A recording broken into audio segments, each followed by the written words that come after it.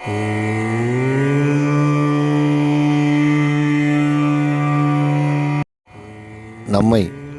நமக்குள் நாம் தேடும் அன்பு உள்ளங்களுக்கு என் அன்பான வணக்கங்கள். இன்றைக்கி ஆழ்மனம் அப்படின்னா என்றதை பற்றி நம்ம கொஞ்சம் தெரிஞ்சுக்கலாம்.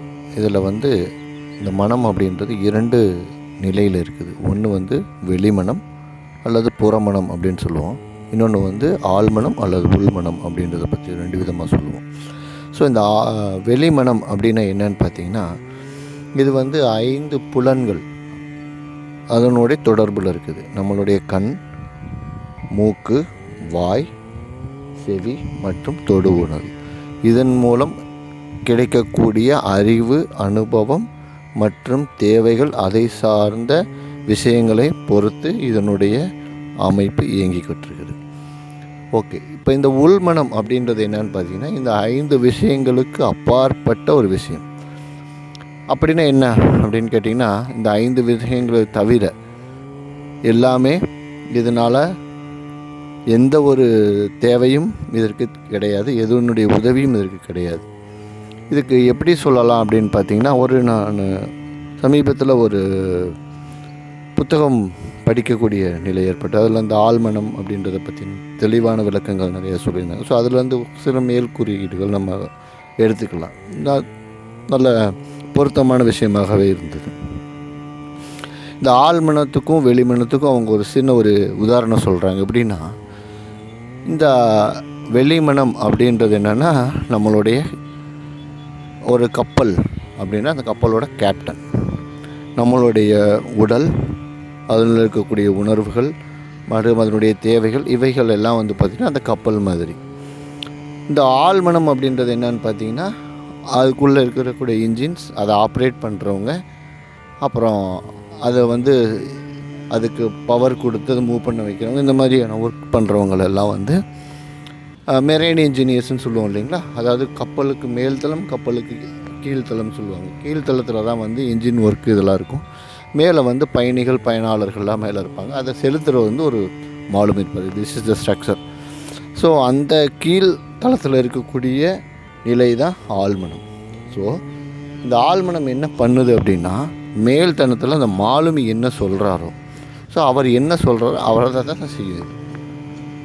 இவர்கள் இந்த ஆழ்மனம் அப்படின்றதுக்கு ஒரு தர்க்கம் பண்ணுறதுனா, ஏதாவது இது சரி தப்புன்னு அது சொல்லலாம் தெரியாது. அவங்க என்ன சொல்கிறாங்களோ அது எது உண்மைன்னு நம்மளுடைய வெளிமனம் ஏற்றுக்குதோ அதை இது ஆமாம் இதுதான் சரி அப்படின்னு இந்த ஆழ்மனம் எடுத்துக்கிறது. இதுதான் வெளிமனத்துக்கும் ஆழ்மனத்திற்கும் உள்ள நிலைப்பாடுகள். ஓகே, இந்த உள்மனத்தால் என்ன பண்ண முடியும் அப்படின்னு பார்த்திங்கன்னா, நம்மளுடைய கண்களை திறந்து பார்க்காமலே ஒரு விஷயங்களை நம்மளால் தெரிஞ்சுக்க முடியும்.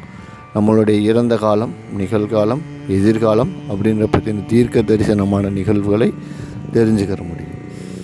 நம்மை பற்றின முழு விவரங்கள், நம்மளுடைய உடலையும் நம்மளுடைய வெளிமனதையும் கட்டுப்படுத்தக்கூடிய ஆற்றல் இதுக்கு இருக்குது. ப்ளஸ் ஒரு அமானுஷ்ய சக்தின்னு சொல்லுவோம் இல்லைங்களா. லைக் தட் எப்படின்னா, இப்போ ஒரு லெட்டர் ஒன்று வந்திருக்கு, ஒரு கொரியர் ஒன்று வந்திருக்குது. அந்த கவரை பறிக்காமலே உள்ளே என்ன விஷயங்கள் இருக்குது அப்படின்றத நம்மளால் சொல்ல முடியும்.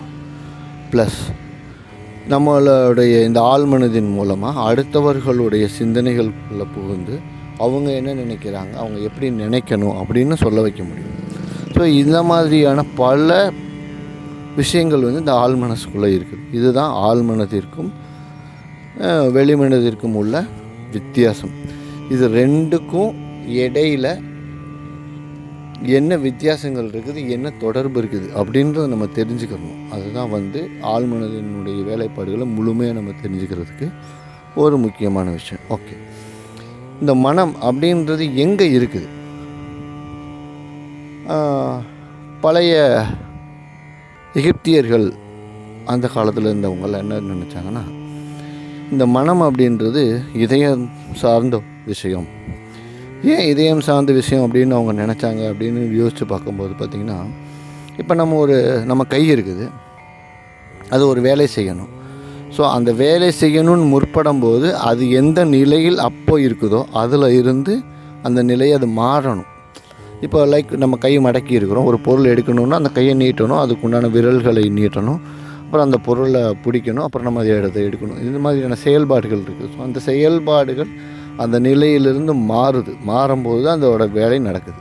அதே மாதிரி நம்ம அதிகப்படியான சந்தோஷமோ இல்லை அதிகப்படியான உணர்ச்சி வசப்படுதலோ அதிகப்படியான துக்கங்கள் ஏற்படும் போது நம்மளுடைய இதயத்திலிருந்து இதய துடிப்பினுடைய வேகம் மாறுது. அப்போ மாறும்போது அதனுடைய வெளிப்பாடு வந்து நமக்கு தெரியுது. இப்போ நம்ம சந்தோஷப்படுறோம் இல்லை துக்கப்படுறோம்னா நம்மளே அறியாமலே நம்ம மார்பில் நம்ம கை வச்சுக்கிறோம், அப்பாடா ஒரு மனசு சந்தோஷமாக இருக்குது, இல்லை அப்பாடா ஐயோ இப்படி ஆயிடுச்சு அப்படின்னு நம்ம நினைக்கிறோம் இல்லைங்களா. அந்த அந்த அந்த உணர்வு வந்து எங்கே இருக்குது அப்படின்னா நம்மளுடைய ஆட்டோமேட்டிக்காகவே நம்மளை தன்னிச்சையாகவே நம்ம மார்பில் தான் நம்ம நெஞ்சில் கை வச்சு தான் சொல்கிறோம். ஸோ அதனால் இவர்கள் வந்து அப்படி நினச்சாங்க.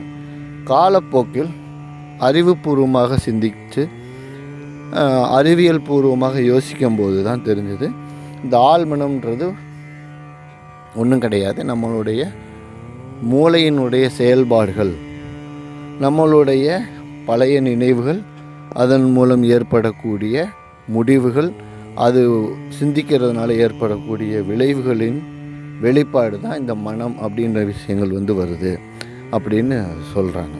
ஸோ அப்போ என்னன்னா கடைசியாக நம்ம ஒரு அறிவுபூர்வமான ஒரு முடிவுக்கு வந்தோம் அப்படின்னா இந்த மனோன்றது வந்து மூளையின் செயல்பாடுகளில் தான் அடங்கி இருக்குது. ஓகே, இப்போது ஆழ்மனம் அப்படின்றது மூளையில் தான் இருக்குதுன்றது நம்ம தெரிஞ்சுக்கிட்டோம். மனம்ன்றது மூளை அப்படின்ற விஷயங்களில் தான் எல்லாமே இருக்குதுன்றது தெரிஞ்சுக்கிட்டோம்.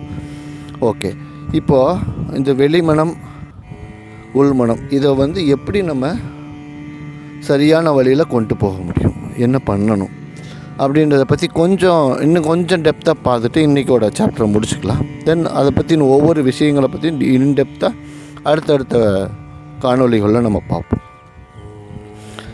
வெளிமனம் ஆழ்மனம் இப்படின்றத பற்றிலாம் பார்க்கும்போது இந்த சிந்தனைகளை எப்படி நம்மளுக்கு உருவாகுது அப்படின்னு பார்த்தோம்னா நாம் நம்மளுடைய அம்மாவோட வயிற்றில் கருவில் இருக்கும்போது அவங்க என்ன கேட்குறாங்க, அவங்களுக்குள்ளே என்ன பேசிக்கிறாங்க, வெளியிலேருந்து அவங்கள எதை கேட்குறாங்க, அவங்க எந்த மாதிரியான விஷயங்களை செய்ய முற்படுறாங்க, இந்த மாதிரியான விஷயங்கள், உணர்வுகள், சத்தங்கள் இதெல்லாம் தான் நமக்கு வந்து நம்மளுடைய மூளையில் ஃபஸ்ட்டு பதிவாகுது. ஸோ இதெல்லாம் இந்த உணர்வுகள், இதோட எண்ணங்கள், இதனுடைய செயல்பாடுகள், அதனுடைய விளைவுகள் இதெல்லாம் வந்து நம்ம மூளையில் பதிஞ்சதுக்கப்புறம் நம்ம வெளியில் வந்ததுக்கப்புறம் நம்ம மூளையின் மூலம் சிந்திக்கும்போது நமக்கு மூளையில் ஆல்ரெடி ஸ்டோரேஜ் ஆகிருக்கக்கூடிய விஷயங்களோட இதை கம்பேர் பண்ணுறோம். ப்ளஸ் நம்மளை சுற்றி இருக்கிறவங்க இதே விஷயத்தை எப்படி பண்ணுறாங்கன்றதையும் கம்பேர் பண்ணி நம்ம ஒரு முடிவுக்கு வரோம், இது இப்படி தான் இருக்கும், இது இந்த மாதிரி தான் இருக்கும் அப்படின்னு சொல்லி நம்மளுடைய எண்ணங்களின் நிலை வந்து கொஞ்சம் மாறுது. ஸோ அப்போ தான் வந்து நம்ம ஏன் நம்ம அம்மா அப்பா மாதிரியே சிந்திக்கிறதில்ல, நம்ம ஏன் நம்ம கூட பிறந்தவங்க மாதிரியே சிந்திக்கிறதில்ல, நம்ம ஏன் நம்ம கூட இருப்பவங்க மாதிரியே சிந்திக்கிறதில்ல, ஏனென்றால் இது அனைத்தின் கலவை. The ratio maybe differ. So அவங்களுடைய கருத்துக்கள் நம்ம எவ்வளோ எடுத்துக்கிறோம், நம்ம பெரியவங்க சொல்கிற கருத்துக்களை எவ்வளோ எடுத்துக்கிறோம், நம்ம கூட இருக்கிறவங்களோட கருத்துக்களை எவ்வளோ எடுத்துக்கிறோம், நம்ம எந்த மாதிரியான புற சூழ்நிலையில் நம்ம இருக்கிறோம் அப்படின்ற பொறுத்து இந்த ரேஷியோவுக்கு ஏற்ற மாதிரி நம்மளுடைய எண்ணங்களின் வடிவம் வந்து மாறுது. அப்படி மாறும்போது ஒவ்வொரு மனிதனும் ஒவ்வொரு விதமான மனநிலையில் அவங்க மாறிக்கிட்டே இருக்கிறாங்க. அவங்களுடைய எண்ணங்களின் விதம் வந்து மாறுது. ஸோ அவங்களோட சிந்தனை, அவங்களோட வே ஆஃப் அந்த ஒரு விஷயத்தை ஹேண்டில் பண்ணுற விஷயம் வந்து மாறுது. ஸோ இதுதான் வந்து ஒவ்வொருத்தவங்களுக்கும் ஒவ்வொரு விதமான எண்ணம். ஒரே விஷயந்தான் 10 பேர்த்த யோசிக்கிறதுனா அவங்க 10 விதமாக யோசிப்பாங்க, 10 பேர் ஒரே மாதிரி யோசிக்க மாட்டாங்க. ஸோ அதனுடைய காரணம் என்னென்னா இந்த விகிதாச்சாரங்கள், இந்த ரேஷியோ, அவங்க எடுத்துக்கக்கூடிய ரேஷியோவை பொறுத்து அவங்களுடைய விஷயங்கள், அவங்களுடைய எண்ணங்கள் மாறுபடுது. ஸோ இப்படி தான் வந்து இந்த எண்ண அலைகள்ன்றது உருவாகுது. ஓகே, இந்த எண்ண அலைகள்னால நம்ம என்ன பயன் அப்படின்னு பார்த்தீங்கன்னா, இந்த ஐம்புலன்கள் மூலமாக நம்ம கிடைக்கக்கூடிய நல்ல விஷயங்களை நம்ம சந்தோஷமாக ஏற்றுக்கிறோம். இந்த ஐம்புலன்கள் தான் உலகம். காரணம் என்னென்னா, நம்மளுடைய முன்னோர்கள் ஐம்பூதங்கள் அப்படின்றது தான் உலகம். நீர், நெருப்பு, காற்று, பூமி, ஆகாயம். ஸோ இந்த 5 பூதங்களையும் 5 புலன்களுக்குள்ளே அடக்கிறோம் நம்ம. இந்த 5 புலன்கள், இந்த 5 பூதங்கள், இவைகள் தான் நம்மை சுற்றி இருக்கக்கூடிய உலகம். ஸோ இவைகளுக்கு நாம் தீங்கு செய்யாமல் அதனால் ஏற்படும் நன்மைகளை அடைவதற்காகத்தான் இந்த பூமியில் இருக்கிறோம் அப்படின்னு நமக்கு நம்மளே ஒரு கோட்பாடை ஒன்று ரெடி பண்ணிக்கிறோம். ஸோ அதற்காக முற்படுறோம். ஸோ லைக் தட் இப்போ நினச்சி பாருங்கள், கண்கள் ஒரு அழகான பொருட்களை பார்க்கணும். ஓகே, அப்போ பார்க்கும்போது ஒரு மனசில் ஒரு சந்தோஷம். எஸ், அது கண்களுக்கு மகிழ்ச்சி கொடுக்குது. ஓகே, மூக்கு நல்ல ஒரு சுவாசம், ஒரு பூ அல்லது ஒரு நறுமண பொருட்கள், இந்த மாதிரியான ஒரு நமக்கு பிடிச்ச ஒரு சமையல் சாப்பாட்டு ஒரு வாசம். ஓகே, அதனால நமக்கு நல்ல ஒரு உணர்வு. அடுத்து காதுக்கு ஒரு இனிமையான பாடல்கள் அல்லது நம்ம நண்பர்களோட பேசுகிறது, நம்ம ஒரு இனிமையான குரல்கள் கேட்குறது, இதன் மூலமாக நமக்கு நல்ல ஒரு ப்ளசண்ட்டான விஷயங்கள் தெரியும். அதுக்கப்புறம் சுவை, நாவிற்கு சுவை. இந்த சுவை அப்படின்றபோது அதுக்குள்ளே ஏகப்பட்ட விஷயங்கள் இருக்குது, நம்ம அதை பற்றி பின்னால் பார்க்கலாம்.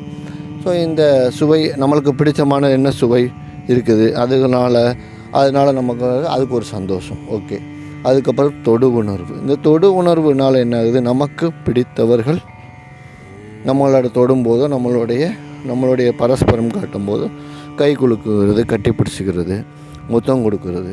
அது அம்மாவாக இருக்கலாம், அக்காவாக இருக்கலாம், தங்கச்சியாக இருக்கலாம், அண்ணனாக இருக்கலாம், இல்லை தோழியாக இருக்கலாம், காதலியாக இருக்கலாம், யாராக வேணால், மனைவியாக இருக்கலாம், இல்லை தன்னுடைய குழந்தைகளாக இருக்கலாம், எப்படி வேணாலும் இருக்கலாம். ஸோ இவைகள் மூலமாக நமக்கு ஒரு மகிழ்ச்சி அப்படின்றது ஒன்று ஏற்படுது. ஸோ இதற்காகத்தான் நம்ம தொடர்ந்து முற்பட்டுக்கிட்டு இருந்த மகிழ்ச்சி அப்படின்ற விஷயங்களுக்காக மட்டுமே நம்ம தொடர்ந்து ஓடிக்கிட்டே இருக்கிறோம். ஸோ ஒரு மகிழ்ச்சி அப்படின்னா துன்பம்னு இன்னொரு பக்கம் கண்டிப்பாக வந்தே தீரும். ஸோ இந்த மகிழ்ச்சியை நம்ம அடைவதற்காக இயற்கைக்கு முரணான செயல்களை நாம் செய்யும்போது இந்த துன்பம் அப்படின்ற விஷயம் ஏற்படுது. ஸோ இந்த இடத்துல நான் ஒரு விஷயம் சொல்லிக்கிறேன். நம்மளுடைய அனைத்து விஷயங்களுக்கும் ஒரு 2 விதமான செயல்பாடுகள் இருக்குது. இப்போ லைக் தட், ஒரு சூரியன் ஒளி ஒரு பொருள் மேலே படுது. அந்த பொருள் மேலே படும்போது ஒரு பக்கம் அது வெளிச்சமாகவும் இன்னொரு அதனுடைய நிழல் இருட்டாகவும் இருக்குது. So like that. அப்போ பார்த்தீங்கன்னா அதில் தான் இந்த பகல் இரவு அப்படின்ற விஷயங்கள் உருவாகுது. அதவே நம்ம என்ன பண்ணுறோம், ஜோதிடம், வானவியல் சாஸ்திரம் அப்படின்ற விஷயங்களில் பார்க்கும்போது ஒரு 7 கிரகங்கள் இருக்குது. அது கூட இன்னொரு 2 கிரகங்கள் நிழல் கிரகங்கள் அப்படின்னு அவங்க கால்குலேட் பண்ணாங்க. அந்த நிழல் கிரகங்கள் இவைகள் எல்லாம் வலம் இருந்து இடமாக கிரகங்கள் எல்லாம் சுற்றுச்சுன்னா, இந்த நிழல் கிரகங்கள் இடமிருந்து வலமாக சுற்றுவோம், ஆப்போசிட். கண்டிப்பாக அது அப்படி தான் நடக்கும். ஏன்னா இது நம்ம இந்த ஆங்கிள் யோசிச்சு பார்த்திங்கன்னா தெரியும். ஒன் சைடு டைரெக்ஷன்லேருந்து நம்ம ஒரு லைட் அடித்தோம் அப்படின்னா அதோட ஆப்போசிட் டைரெக்ஷனில் தான் அதோட நிழல் இருக்கும். ஸோ அந்த வெளிச்சம் எந்த பக்கம் நகருதப்போ, ரைட்லேருந்து லெஃப்ட்டு நகருதுன்னா அந்த நிழல் என்ன போகும், லெஃப்ட்லேருந்து ரைட்டில் போகும். So this is the opposite reaction. So இதுதான் உண்மை. ஸோ இதை நம்ம ஏற்றுக்கணும் முதல்ல. ஸோ நம்மளுடைய மகிழ்ச்சிக்காக நம்மளுடைய நிலையிலிருந்து மாறி எப்பொழுது ஒரு செயல் செய்ய ஆரம்பிக்கிறோமோ அப்பொழுதுதான் அதனுடைய விளைவுகள் என்பது ஏற்பட ஆரம்பிக்குது. ஸோ விளைவுகளின் மொத்த கூட்டு, அதோட விகிதாச்சாரங்கள், அதன் மூலம் அதனுடைய அடுத்தடுத்த விளைவுகள் ஏற்பட்டுக்கிட்டே போய்கிட்டே இருக்குது. இப்போ நம்ம மகிழ்ச்சியை பற்றி யோசிக்கிறத விட்டுட்டு துன்பத்தை குறைப்பதற்கு பற்றி யோசிக்க ஆரம்பிக்கும் போது தான் இந்த மனம் ஏன் இப்படி நடக்குது, நமக்கு ஏன் இந்த மாதிரிலாம் நம்மளுக்கு கஷ்டம் வருது, ஸோ இது நம்ம எப்படி சரி பண்ணுறது, இதெல்லாம் என்ன எப்படி இதை கண்ட்ரோல் பண்ணுறது அப்படின்ன போது தான் இந்த மனம், வெளிமனம், ஆழ்மனம் அப்படின்றத பற்றின விஷயங்களை தெரிஞ்சுக்கிறணும்னு தோண ஆரம்பிக்குது. அதனால தான் இந்த ஆழ்மனம் அப்படின்ற விஷயங்களை பற்றி நம்ம நல்லா தெரிஞ்சு இதனுடைய துன்பம் அப்படின்று ஏற்படக்கூடிய விஷயங்களை குறைக்கும் போது இன்பம் என்ற நிலை அதிகமாகி நம்ம வாழ்க்கையில் அமைதியான ஒரு மனநிலைக்கு வர முடியும். அப்படின்றதுனால தான் இந்த மாதிரியான விஷயங்களும் நம்ம சொல்ல வேண்டியிருக்குது. ஓகேங்களா? ஸோ இன்றைக்கி ஓரளவுக்கு மனம் அப்படின்றத பற்றி கொஞ்சம் ஒரு பேசிக்கான ஒரு துளி, இது வந்து நான் சொன்னது எல்லாமே ஜஸ்ட் ஒரு துளி தான். இது இந்த ஒரு துளி அப்படின்ற விஷயத்தை பற்றி நம்ம வந்து தெரிஞ்சுக்கிட்டோம். மேற்கொண்டு அடுத்தடுத்த பதிவுகளில் நம்ம இது எப்படின்றத பற்றி என்ன அப்படின்றத பற்றி நம்ம கொஞ்சம் விரிவாக ஒவ்வொரு விஷயங்களையும் பார்க்கலாம். ஓகேங்களா? நன்றி, வணக்கம்.